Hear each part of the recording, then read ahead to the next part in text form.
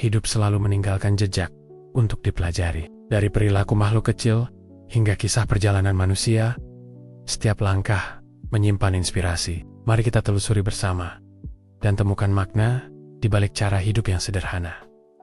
Mari bersama belajar, merenung, dan menemukan makna hidup lewat kisah-kisah nyata di sekitar kita.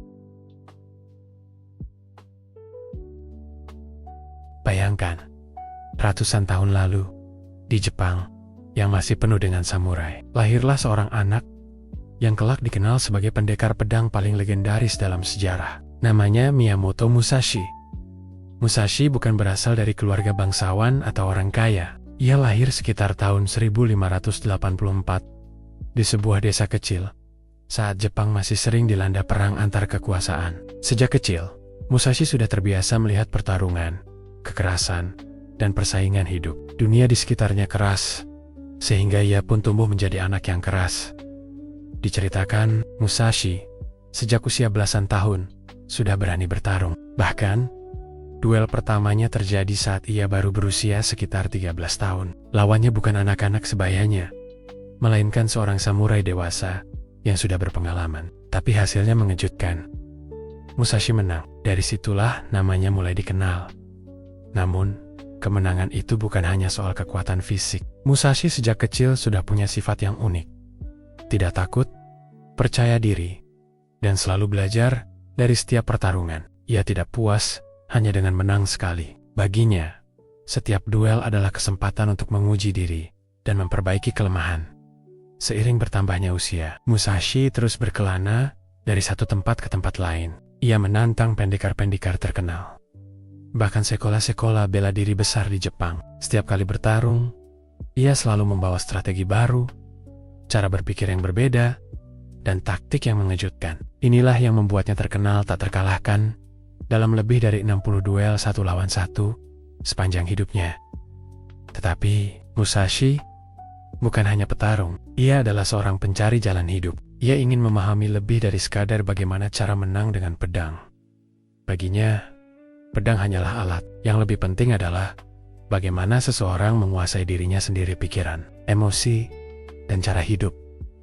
Karena itulah di masa tuanya, Musashi menulis sebuah buku yang sangat terkenal berjudul Goran no Morsho atau buku 5 cincin. Buku ini bukan hanya berisi teknik bertarung, tapi juga filosofi hidup, strategi, dan cara berpikir yang bisa dipakai siapa saja, bahkan oleh orang modern di luar dunia samurai. Jadi, mengenal Musashi bukan hanya mengenal seorang pendekar. Kita sedang belajar dari seseorang yang sepanjang hidupnya mencari jawaban. Bagaimana cara menjadi kuat tanpa sombong? Bagaimana bertahan hidup di dunia yang keras tanpa kehilangan kendali diri? Bagaimana menghadapi tantangan hidup dengan strategi, bukan sekadar otot? Musashi adalah simbol manusia yang tidak pernah berhenti belajar, tidak pernah berhenti berjuang, dan selalu percaya bahwa hidup adalah perjalanan untuk menemukan jalan masing-masing. Dan itulah alasan mengapa hingga sekarang, ratusan tahun setelah ia wafat, nama Miyamoto Musashi masih dipelajari, dikagumi, dan dijadikan inspirasi. Kalau kita mendengar kata disiplin, seringkali yang terbayang adalah sesuatu yang membosankan. Bangin Paji, mengatur waktu, melakukan hal yang sama berulang-ulang. Tapi bagi Miyamoto Musashi, disiplin bukan sekadar aturan kaku. Disiplin adalah pondasi hidup. Tanpa itu, ia tidak mungkin bisa menjadi samurai legendaris. Coba bayangkan kehidupan Musashi. Ia tidak punya rumah tetap, tidak punya harta berlimpah. Sebagian besar hidupnya dihabiskan berkelana dari satu tempat ke tempat lain, membawa sedikit peralatan, dan seringkali tidur di alam terbuka. Dalam kondisi yang serba terbatas itu, apa yang membuatnya tetap kuat, fokus, dan siap menghadapi pertarungan kapan saja? Jawabannya, disiplin diri. Musashi terkenal berlatih setiap hari tanpa henti. Ia mengasah keterampilan pedangnya bukan hanya dengan latihan fisik, tetapi juga dengan melatih pikirannya. Baginya, musuh terbesar bukan orang lain, melainkan dirinya sendiri. Rasa malas, rasa takut, dan rasa puas terlalu cepat. Karena ia mengalahkan dirinya terlebih dahulu sebelum mengalahkan orang lain. Ada cerita bahwa Musashi jarang mandi atau merawat diri secara berlebihan, bukan karena ia jorok, melainkan karena ia tidak ingin terlalu sibuk dengan kenyamanan. Ia melatih tubuhnya agar terbiasa hidup keras, tidak manja, dan selalu siap menghadapi keadaan apapun. Musashi paham bahwa hidup tidak selalu berjalan mulus. Maka, ia membiasakan diri untuk tidak bergantung pada kemewahan atau kesenangan sesaat. Inilah bentuk disiplin yang sangat unik. Kalau kita tarik ke kehidupan modern, disiplin ala Musashi bukan berarti kita harus hidup di gunung atau berhenti mandi. Ya, intinya adalah mengendalikan diri. Misalnya, disiplin bangun pagi walau ingin tidur lebih lama. Disiplin belajar atau bekerja walau malas. Disiplin menjaga tubuh sehat walau banyak godaan makanan cepat saji. Disiplin menggunakan waktu untuk hal yang bermanfaat, bukan hanya scroll media sosial tanpa henti. Musashi pernah berkata dalam ajarannya, "Kendalikan keinginanmu, jangan biarkan keinginan mengendalikanmu." Inilah makna terdalam dari disiplin. Karena itulah, setiap langkah hidup Musashi selalu diarahkan oleh latihan dan pengendalian diri. Saat ia menghadapi duel, disiplin membuatnya tetap tenang, meski lawannya lebih kuat atau lebih banyak. Saat ia hidup sendirian di alam, disiplin membuatnya mampu bertahan tanpa mengeluh. Kalau dipikir-pikir, disiplin itu seperti otot, semakin sering dilatih, semakin kuat. Tapi kalau jarang dipakai, ia ikan lima. Dan Musashi membuktikan bahwa dengan disiplin yang konsisten, seorang anak desa biasa bisa tumbuh menjadi legenda yang namanya tidak pernah dilupakan sepanjang sejarah. Jadi, kalau kita ingin meniru cara hidup Musashi, mulailah dari hal kecil. Tidak perlu langsung berkelana atau bertarung seperti samurai. Mulailah dengan melatih disiplin sehari-hari. Atur waktu, jaga kesehatan, latih pikiran, dan jangan mudah kalah oleh rasa malas. Itulah rahasia Musashi. Disiplin bukan beban, melainkan jalan menuju kebebasan. Kalau kita membayangkan seorang samurai, biasanya yang terlintas di kepala adalah seseorang yang gagah, kuat, dan mahir menggunakan pedang. Tapi, Miyamoto Musashi berbeda. Ia tidak hanya melatih tubuhnya untuk bertarung, tapi juga melatih pikirannya. Inilah yang membuatnya lebih dari sekadar pendekar biasa. Musashi percaya bahwa kekuatan sejati bukan hanya berasal dari otot atau kecepatan. Kekuatan sejati datang ketika tubuh dan pikiran menyatu, bergerak seimbang, dan saling melengkapi. Coba kita lihat kehidupan sehari-harinya. Musashi berlatih pedang hampir setiap hari. Ia tidak sekadar mengayunkan pedang, tetapi mempelajari ritme, kecepatan, dan ketepatan. Latihan fisik ini membuat tubuhnya terbiasa dengan rasa sakit, lelah, dan kerasnya kehidupan. Ia tidak takut kotor, tidak takut cedera, karena baginya semua itu adalah bagian dari perjalanan. Namun, di sisi lain, Musashi juga mengasah pikirannya dengan cara yang unik. Ia melukis, membuat kaligrafi, memahat kayu, dan bahkan menulis buku. Banyak orang heran, kenapa seorang pendekar pedang sibuk melukis atau menulis? Jawabannya sederhana. Karena Musashi tahu, pikiran yang tajam sama pentingnya dengan pedang yang tajam. Bayangkan jika seorang samurai hanya melatih otot tapi tidak melatih pikiran, ia mungkin kuat, tapi mudah dipermainkan strategi lawan. Sebaliknya, jika hanya pintar tanpa fisik yang terlatih, ia mungkin cerdas, tapi tidak mampu bertahan di medan tempur. Musashi ingin seimbang. Ia ingin menguasai keduanya. Ada satu prinsip Musashi yang sangat terkenal. Kenali 1000 hal dari menguasai satu hal. Maksudnya, ketika kita benar-benar mendalami satu keterampilan, misalnya seni pedang, maka dari sana kita bisa memahami banyak hal lain. Karena itulah, Musashi bisa melihat kesamaan antara seni bertarung dengan seni melukis atau menulis. Semua butuh fokus, kesabaran, dan ketajaman rasa. Kalau kita tarik ke kehidupan modern, melatih tubuh dan pikiran ala Musashi bisa berarti hal-hal sederhana. Untuk tubuh, olahraga rutin, makan sehat, tidur cukup, jangan malas bergerak. Untuk pikiran, membaca buku, menulis, belajar keterampilan baru, atau bahkan sekadar melatih kesabaran dengan meditasi. Musashi mengajarkan kita bahwa tubuh tanpa pikiran hanyalah mesin, dan pikiran tanpa tubuh hanyalah mimpi. Keduanya harus berjalan bersama. Ketika Musashi menghadapi duel, tubuhnya bergerak dengan gesit. Tapi, pikirannya tetap tenang, menganalisis setiap gerakan lawan. Saat ia melukis, tangannya mungkin sibuk di atas kertas, tapi pikirannya melatih fokus dan ketenangan. Semua aktivitas itu saling melengkapi, membentuk pribadi yang utuh. Inilah rahasia Musashi.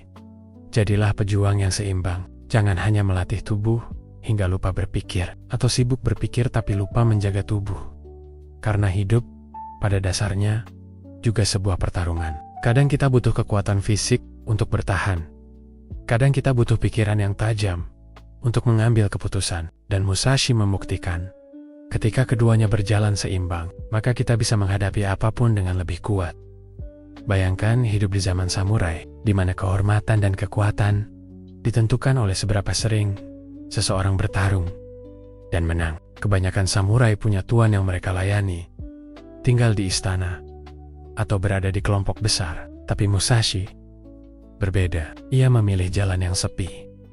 Musashi seringkali berjalan sendirian. Ia tidak punya tuan tetap, tidak punya murid tetap, bahkan tidak punya keluarga yang selalu menemaninya. Banyak masanya dihabiskan di hutan, gunung, atau perjalanan panjang antar kota. Bagi banyak orang, hidup seperti itu terdengar menyedihkan. Tapi bagi Musashi, kesendirian adalah kekuatan. Mengapa? Karena dalam kesendirian, Musashi bisa benar-benar berhadapan dengan dirinya sendiri. Tidak ada suara orang lain yang mengganggu. Tidak ada distraksi dunia luar. Hanya ada ia dan pikirannya. Kesendirian baginya adalah ruang untuk introspeksi, untuk mengasah batin, dan untuk menemukan jalan hidup yang sejati. Kita bisa melihat buktinya di akhir hidup Musashi. Saat ia merasa usianya tidak panjang lagi, ia memilih menyendiri di sebuah gua bernama Regen. Di sanalah ia menulis karya agungnya, Buku 5 Cincin.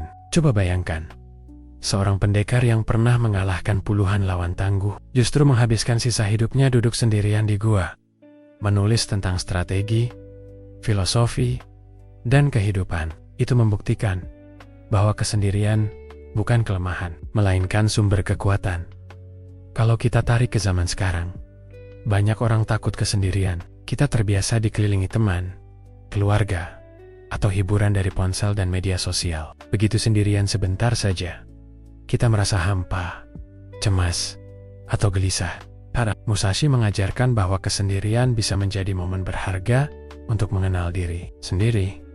Kesendirian bukan berarti kesepian. Kesepian adalah saat kita merasa kehilangan, sedangkan kesendirian adalah saat kita memberi ruang bagi diri sendiri untuk berpikir, merasakan, dan tumbuh. Bayangkan jika setiap hari kita selalu sibuk, selalu mendengar suara orang lain, selalu sibuk dengan notifikasi yang tak ada habisnya. Bagaimana kita bisa benar-benar mendengar suara hati kita sendiri? Musashi menjawabnya dengan sederhana. Carilah waktu untuk sendirian. Dalam kesendirian, kita bisa merenungkan, apa tujuan hidup kita? Apa yang sebenarnya membuat kita bahagia? Apa yang harus kita perbaiki dari diri kita sendiri? Musashi menjadikan kesendirian sebagai sarana untuk memperkuat batin. Dengen Bigechu. Ketika ia kembali menghadapi dunia luar, baik duel atau perjalanan, ia sudah lebih siap, lebih kuat, dan lebih tenang. Itulah yang membuat Musashi tidak mudah goyah. Ia tidak butuh pengakuan orang lain untuk merasa berharga. Ia tidak butuh keramaian untuk merasa hidup. Ia cukup dengan dirinya sendiri. Dan inilah pelajaran penting bagi kita semua. Kadang, untuk menjadi lebih kuat, kita harus berani duduk sendirian. Kalau kita melihat kehidupan Miyamoto Musashi, satu hal yang sangat menonjol adalah betapa sederhananya cara ia hidup. Ia tidak terikat pada harta, tidak bergantung pada orang lain, bahkan tidak terpaku pada kenyamanan. Prinsipnya jelas, semakin sedikit kita bergantung pada sesuatu, semakin bebas kita hidup. Musashi sering berkelana sendirian, hanya membawa pedang dan beberapa barang kecil yang benar-benar penting. Ia tidak punya rumah mewah, tidak mengumpulkan banyak harta, bahkan pakaiannya pun seadanya. Bagi Musashi, semua benda hanyalah alat. Kalau berlebihan, benda-benda itu justru bisa menjadi beban. Ada kisah menarik tentang cara pandang Musashi terhadap ketergantungan. Ia percaya bahwa seorang samurai sejati tidak boleh membiarkan hidupnya ditentukan oleh hal-hal di luar dirinya. Bayangkan kalau ia terlalu bergantung pada makanan enak, maka ketika lapar, ia tidak bisa berpikir jernih. Kalau ia terlalu bergantung pada tempat tidur empuk, maka ketika harus tidur di tanah keras, tubuhnya tidak sanggup.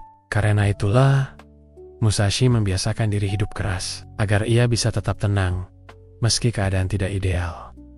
Prinsip hidup tanpa ketergantungan ini bukan berarti kita harus meninggalkan segalanya. Musashi bukan anti harta, bukan juga anti kenyamanan. Ia hanya mengingatkan, jangan sampai sesuatu di luar diri kita mengendalikan kita.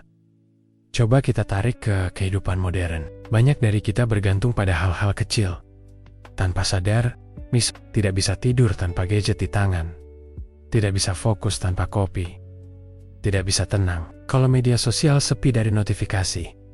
Tidak bisa merasa bahagia tanpa membeli barang baru. Musashi mungkin akan berkata, semua itu hanyalah alat, bukan kebutuhan utama. Kalau kita bergantung terlalu jauh, kita jadi rapuh.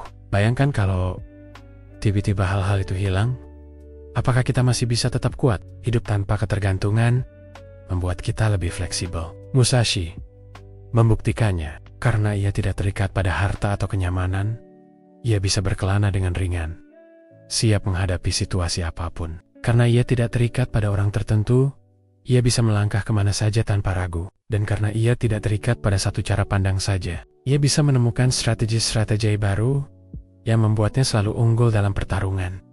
Dalam buku 5 Cincin, Musashi menulis dengan tegas, jangan bergantung pada sesuatu yang tidak bisa kamu kendalikan. Inilah pesan pentingnya.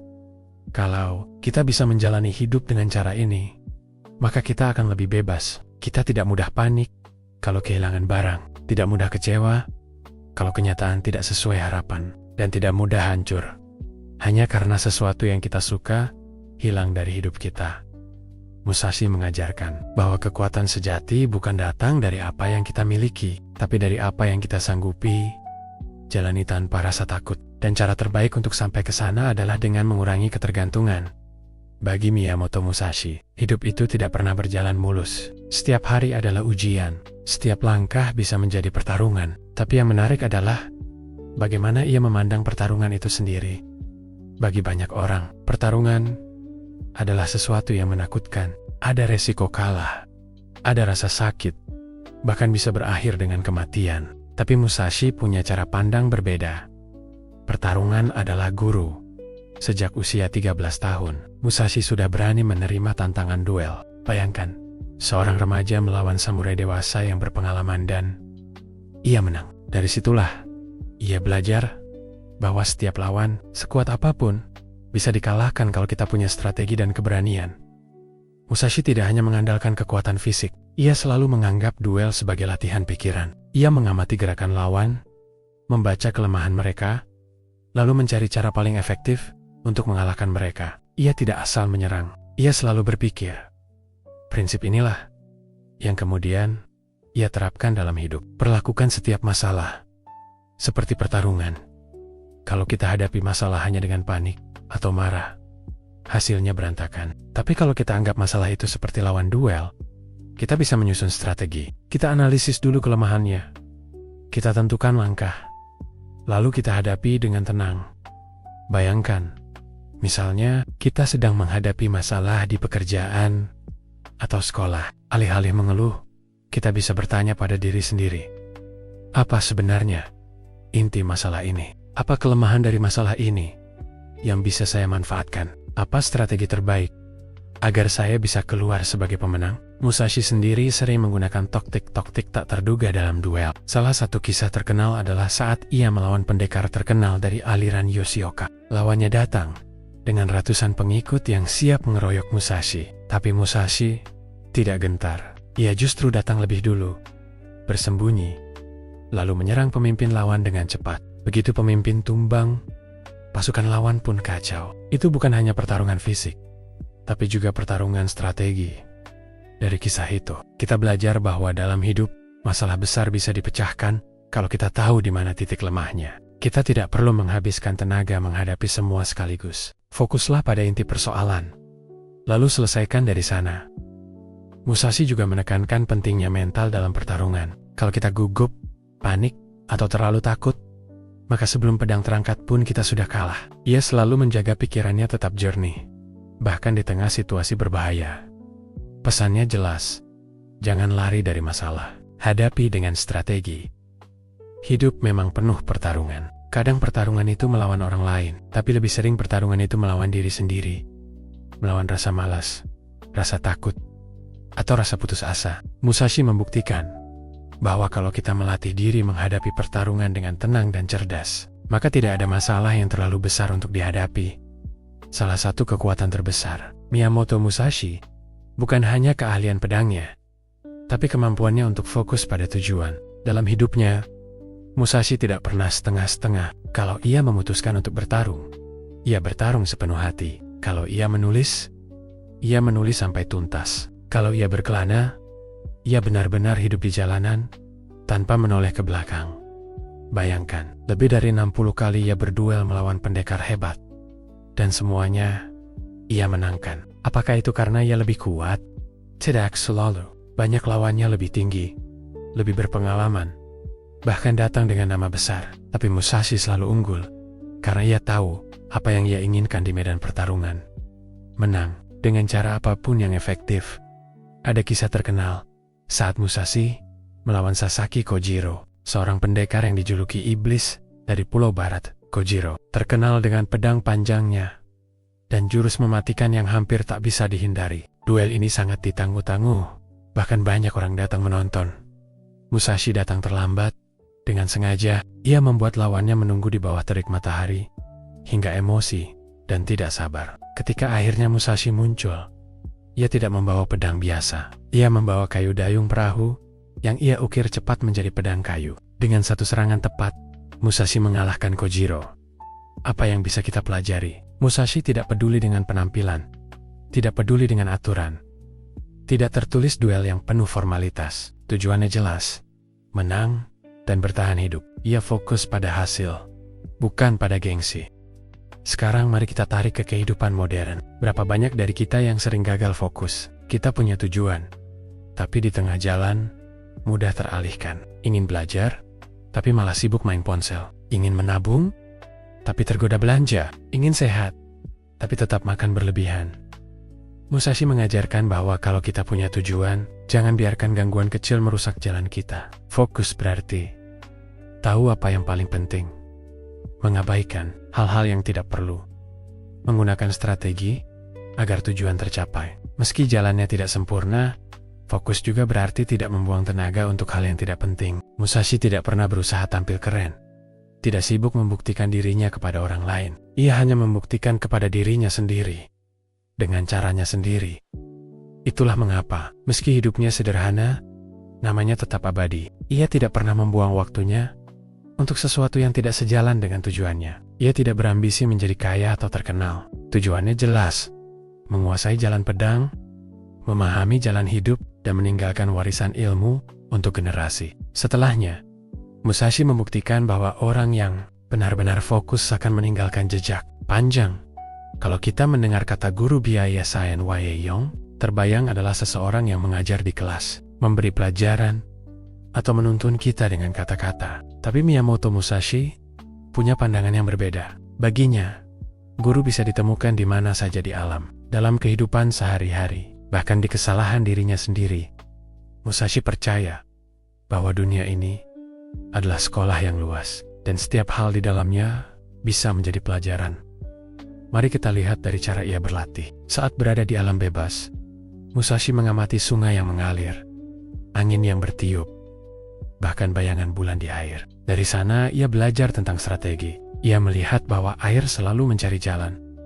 Meski ada batu menghadang, air tidak melawan dengan keras, tapi mengalir mengikuti jalannya, dan pada akhirnya bisa melubangi batu yang paling keras sekalipun. Dari situ Musashi belajar tentang fleksibilitas.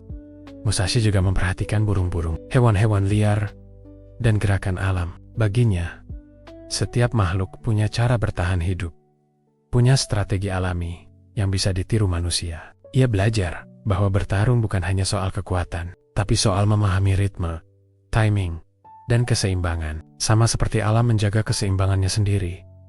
Tidak hanya dari alam, Musashi juga belajar dari kehidupan sehari-hari. Ia pernah menekankan bahwa seorang pendekar sebaiknya memahami banyak bidang. Melukis, menulis, memahat, bahkan mengamati kerajinan orang biasa. Bagi Musashi, seorang tukang kayu yang membuat meja dengan teliti, juga sedang menunjukkan prinsip samurai. Fokus, sabar, dan presisi. Seorang petani yang menanam padi dengan konsisten juga mengajarkan tentang ketekunan dan waktu. Artinya, kita tidak harus selalu belajar dari orang yang lebih tinggi atau lebih hebat. Kadang, guru terbaik justru ada di sekitar kita, dalam hal-hal yang sering kita anggap sepele. Coba kita bayangkan kehidupan modern sekarang. Kita sibuk dengan layar ponsel, sibuk mengejar target, sampai lupa bahwa dunia di sekitar kita penuh pelajaran. Alam mengajarkan kita tentang kesabaran, seperti pohon yang butuh waktu bertahan-tahan untuk tumbuh besar. Jalanan kota mengajarkan kita tentang keragaman, bagaimana setiap orang punya ritme hidup yang berbeda. Bahkan kegagalan kita sendiri adalah guru yang jujur, karena ia menunjukkan dengan jelas di mana kelemahan kita. Musashi selalu terbuka untuk belajar. Itulah yang membuatnya tidak pernah puas hanya dengan menjadi petarung. Ia terus memperluas pandangannya. Ia tahu, semakin banyak ia belajar dari kehidupan, semakin tajam pikirannya di medan pertarungan.